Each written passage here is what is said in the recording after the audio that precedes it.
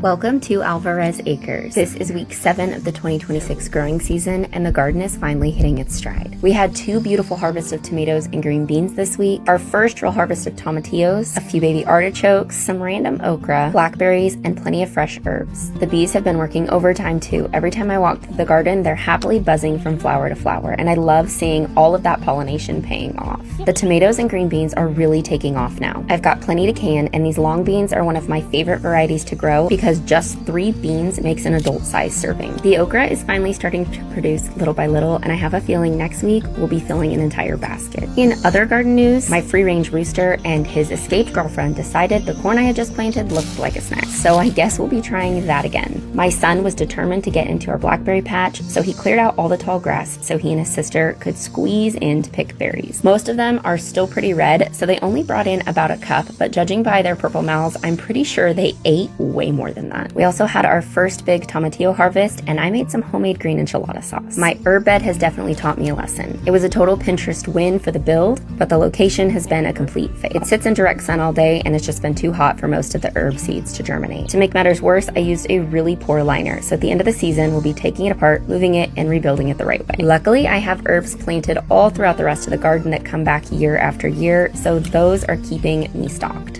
And so the herb bed doesn't go to waste, I planted all kinds of pumpkins there. So hopefully there will be plenty to pick this fall. All right, I'm off to plant more corn.